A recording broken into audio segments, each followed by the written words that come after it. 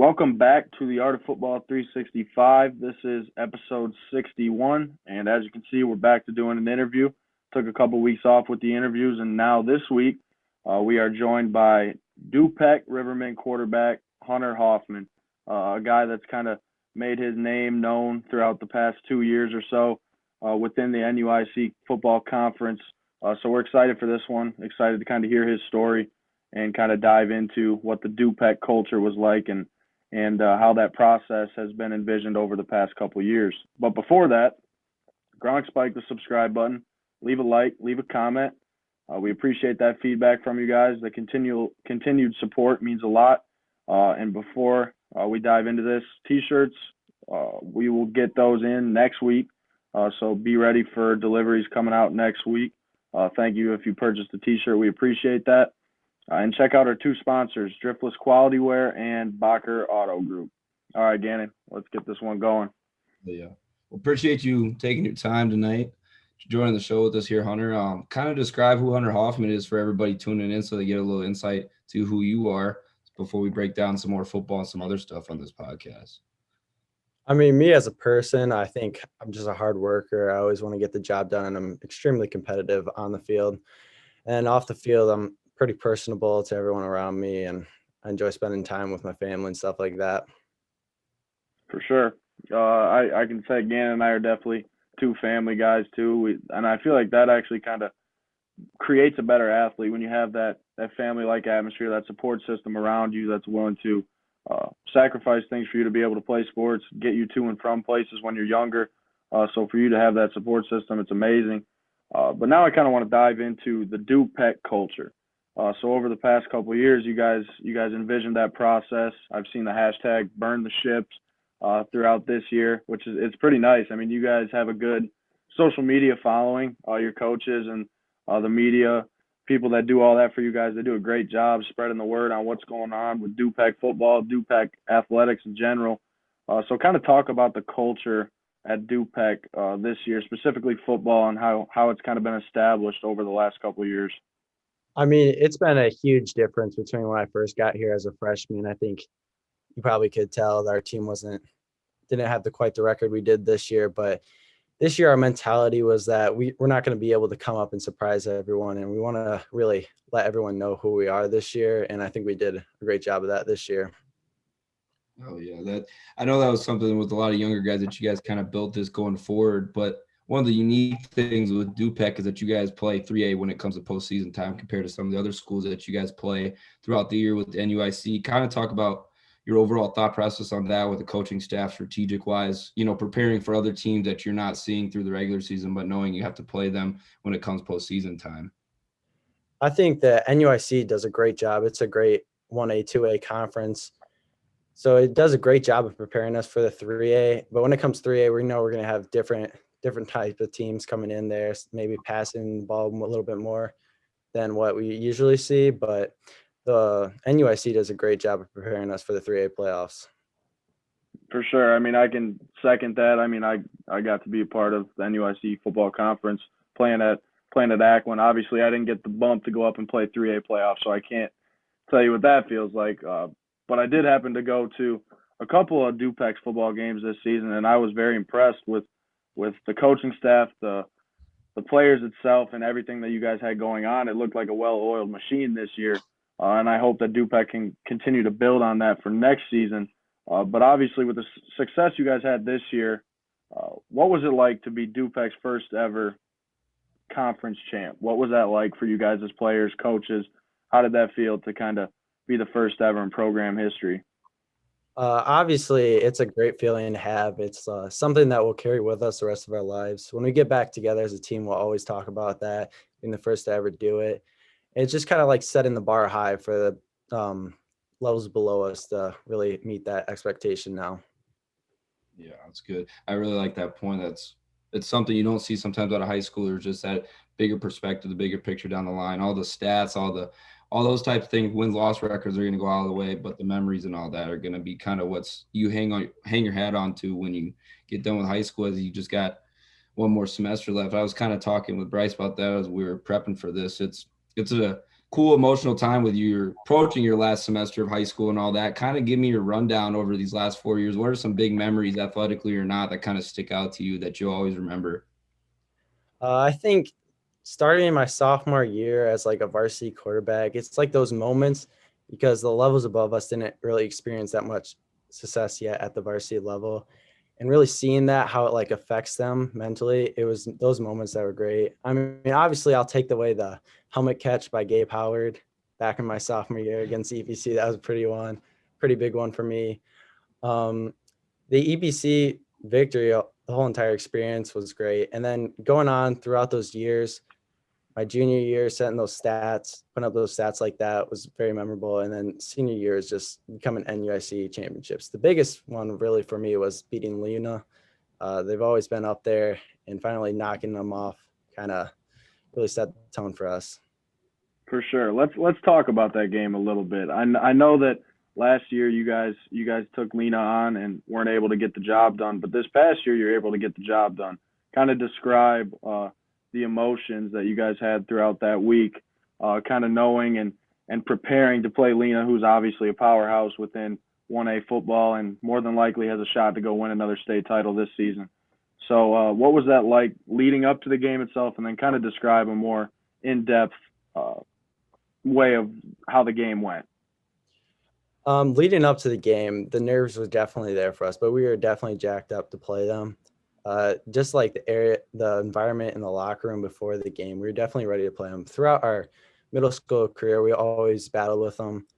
And then it kind of became a rivalry between us two.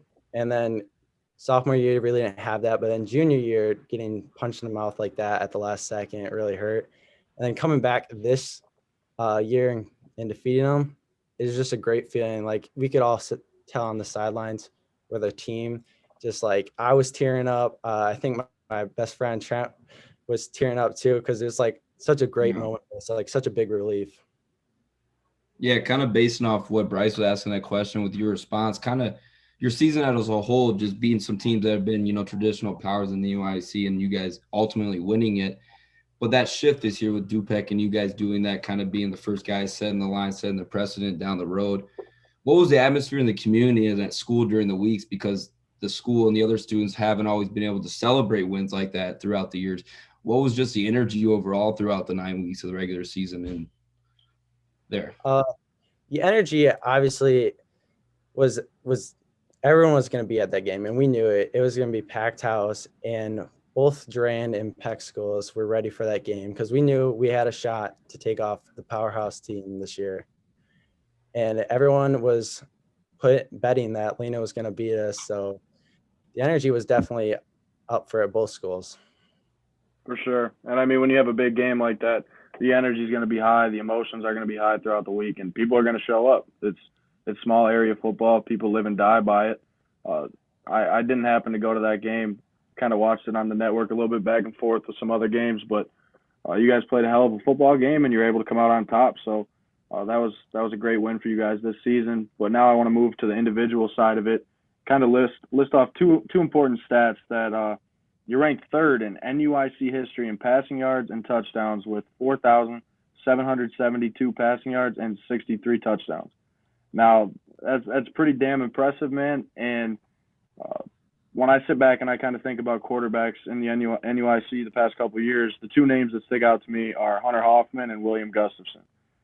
Kind of two quarterbacks that have been very vitally successful throughout their football careers in the NUIC. So kind of, I don't know if you had a relationship with William at all. I'm an Akron guy, so I know William pretty well, but you guys definitely battled it out last year when you guys played each other. So kind of describe that. It's two great quarterbacks within the NUIC. What was that game like for you?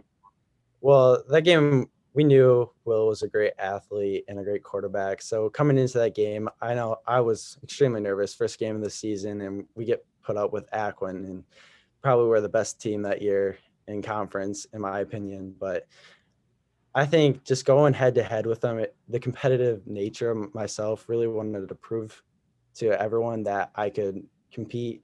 And we came up short in the end, but I mean, it was a close game all the way. I mean, our relation between I didn't really talk to him much over social media, but one of our basketball coaches is related to him. And Mm-hmm. so I heard I don't know if this is true, but William told him that he was going to compete with me, that he was going to beat me in passing touchdowns my junior year and senior year.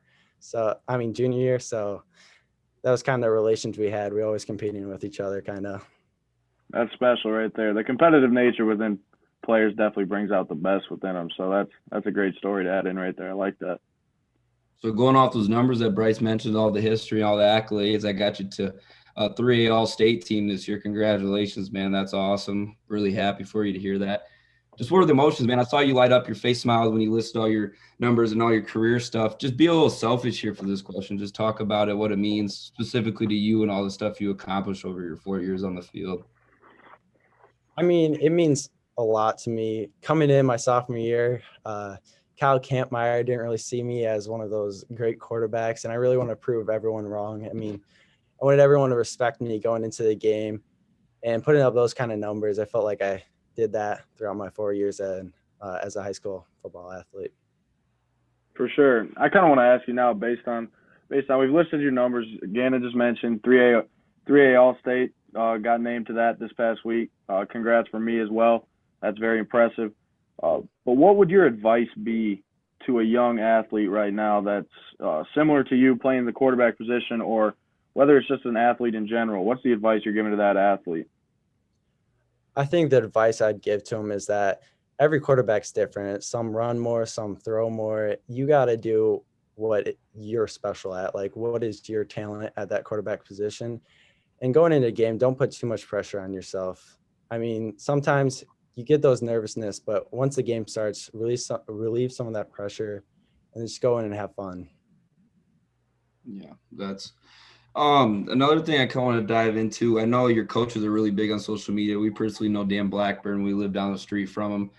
Just kind of a culture shock. I know he just came over and became the line coach there with the changes over at Akron this past year. Just talk about the coaching staff, their approaches to things. Time to dive into that, to their mindset to get you guys locked in, because it's a joint effort with everybody all across the team. Yeah, we have a great coaching staff over here.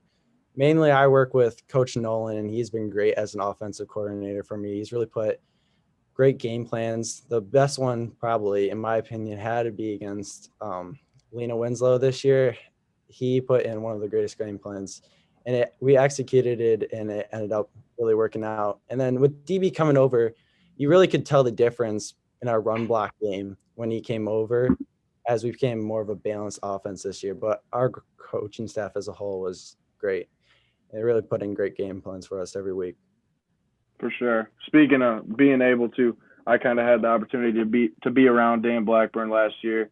He's a hell of a football coach. He knows his stuff, especially when it comes to the offensive line and running the ball.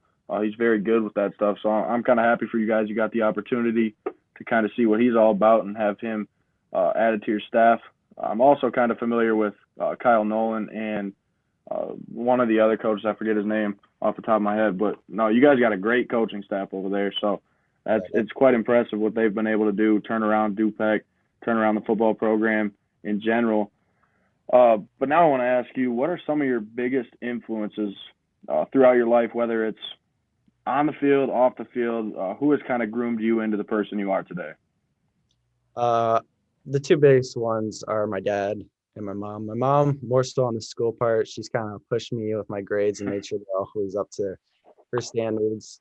And then my dad, as an athlete, both football and basketball, he's always pushed me to be the best I can. Those are probably my two biggest influences and the reason I am who I am today. Oh, yeah.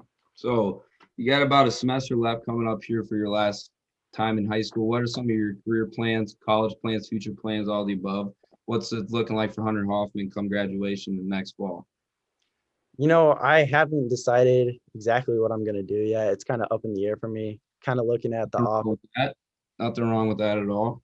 Yeah, kind of looking at the offers for football, and maybe I don't play football in college. I haven't decided yet. Just kind of depends on the offers I'm going to get at that same point. To be honest, I was hoping. Man, it's still November. Don't you? We gotta stay positive. Something's gonna click here for an opportunity.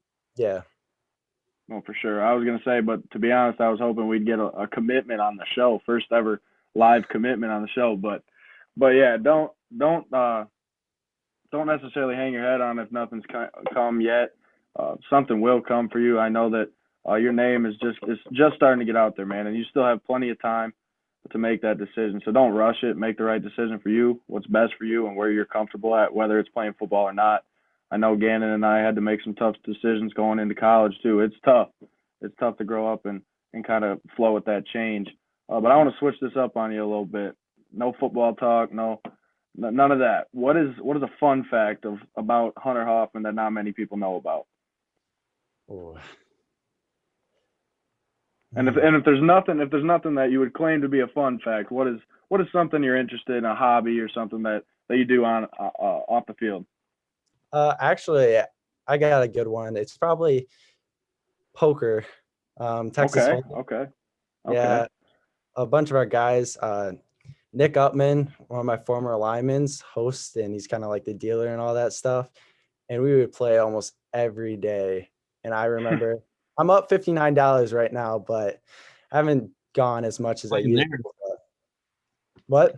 I said you can't complain with that. Yeah, I mean, if you're making money, yeah. Exactly. But Nick Upman's, I think, up at least $800 playing poker against guys. So maybe it's not a good idea to continue to play against him then. Yeah. If you're up now, you might as well stop playing. Yeah. You don't want to go under, and you don't want to get back to zero. Yeah. So you talked about football and basketball kind of being two sports. Am I missing another one? Do you just play football and basketball? Just football and basketball. Okay, yeah. So what are the two correlations? Because I know growing up, everybody plays all the types of sports. You know, they're trying to get into different types of things. But getting older, holding on to multiple sports is really big, in my opinion. I know Bryce and I did a whole podcast over this, the importance of being a multi-sport athlete. I talk about in your own shoes how both sports go hand in hand and help you specifically in your workouts. Both sports kind of go hand in hand in the way as I became a leader because of football, and then basketball just helped me grow as a leader there. And then for workouts, I mean, I train to be a football player, but it correlates over to basketball really well for me, and it keeps me in shape and all that stuff. For sure. I want to ask you now, what's kind of do you have a favorite football team, favorite NFL team that you watch? Yeah. Do you have a Cowboys poster behind you? I do got some Cowboys stuff behind me. Tell me you're a Cowboys fan. I'd like to hear that. Yeah, you're not gonna like this. I'm a Giants fan. Oh, hey. So you're definitely used to losing. So it must have been nice to start winning with Du-Pec. It looked like he didn't want to tell us it right away what team he liked. He kind of was hesitant about it. I've been a Giants fan since elementary school, I want to say, but I mean, we have won 2 Super Bowls in my lifetime. I can't say the same for the Cowboys. Oh, okay. You got me there. You definitely got me there. I'm liking where the Cowboys are at this year. We'll see what happens. I know when it comes down to playoff time, we don't like to play good football, but no, the Giants, man. You have any influences that kind of helped shape your game when you were growing up watching football? Whether it's a guy on the Giants or any role models that you like to study? I think the guy who really made me play the quarterback position had to be Eli Manning. Mm-hmm. I think he had to be the first quarterback I ever watched play in the NFL. So he kind of influenced me into playing that position. So Eli Manning is probably the biggest influence on the Giants for me. Okay. Back to when I was asking you that question about the correlation with the two sports, the working out and all that. It's really interesting. Your first answer was being a leader and how the football stuff transitioned to leadership with basketball. And a lot of people, first answer wouldn't be that. It would be the actual on the field, the working out and all that. Why did it help you become a better leader? What were some specific things, dive into it here? I want an actual little breakdown here of, specific things that why you became a leader and what made you successful at it. Obviously, your stats and all that on the field go a long way in leadership skills, but there's also a lot of big other stuff off the field that go into it.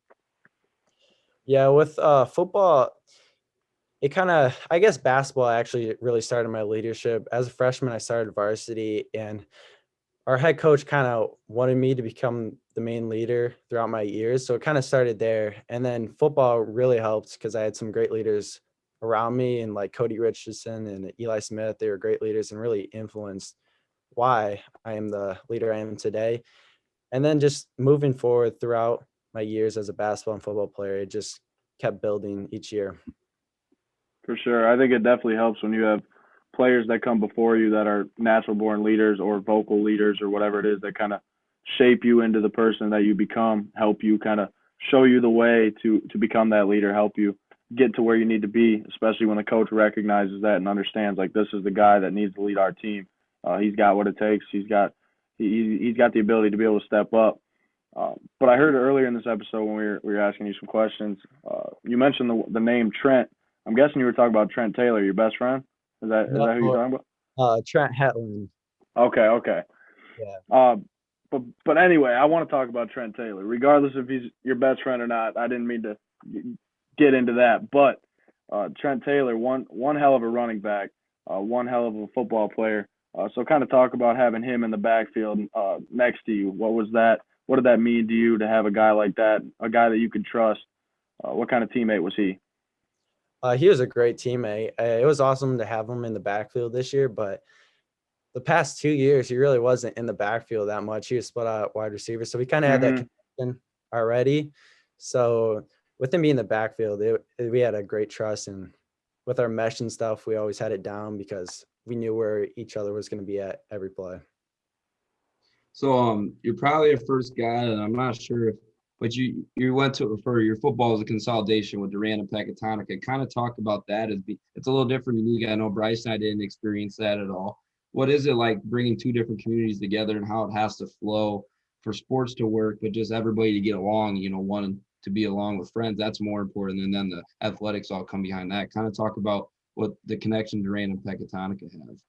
Well, for our team, it was easy because we started playing back in elementary school during junior tackle. We were already co-opted. In our first year, we went 1-8 as a team, but after that, we went to the playoffs. And then we had the three-peat. We won three championships in a row. So our team already had that great chemistry together. So coming together felt right for us. I don't really know how the other levels took it when they came together, but for us as a team, we took it like it was meant to be that way. For sure. And you've talked quite a bit about how you've had great teammates throughout your career in general, starting as a freshman with basketball. So kind of talk about what is your ideal teammate? What is Hunter Hoffman's ideal teammate? My ideal teammate is someone who's coachable and who's also vocal as a leader and in the right ways. Like he's great on and off the field, and he knows how to lead a team the right way and not do anything stupid on or off the field. For sure. Now, the big question everybody's going to want to know is you're a two-sport athlete, football or basketball. Which one are you better at, and which one do you like more? I would have to say I'm better at football, and it's close, but I'd have to give it to football also. Yep, football takes it. Mm-hmm. That's kind of how I was with high school sports in general. I kind of like baseball was kind of a sport I was better at, but football has always kind of like been my first love, and that's kind of part of the reason why I do this podcast is just the admiration I have for this game, Gannon as well. Like we love sitting here talking to guys like you and kind of hearing about your career. It's interesting, and I feel like we learned a lot. But I felt like we learned a lot about you today.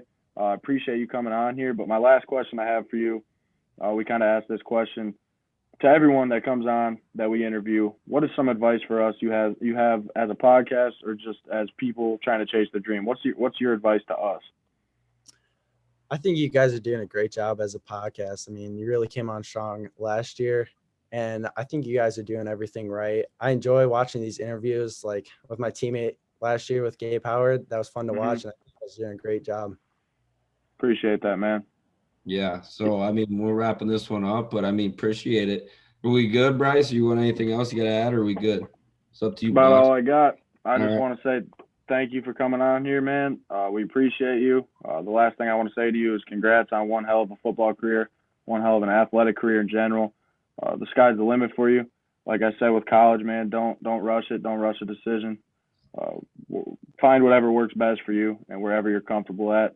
I sure hope to see you continue to play the sport of football because you're very good at it. And I'm sure a lot of people would love to continue to watch you play. Any closing things you got to say, Gannon? Yeah, I mean, first off, with the college stuff, man, take it day by day, take a deep breath. You'll know when you made the right decision. It'll hit you regardless, sports or not. Don't worry about that. Just worry about enjoy your senior year. Just enjoy all those memories, cherish that, because it will be gone and you'll miss it for some aspects of that. But just good luck in the future. You got a lot of cool stuff going your way, and your stats speak for it on the field. And congrats on the All-State. That's a nice final thing to hang your hat on. And just best of luck in the future, bro. Thank you. Thank you for having me on.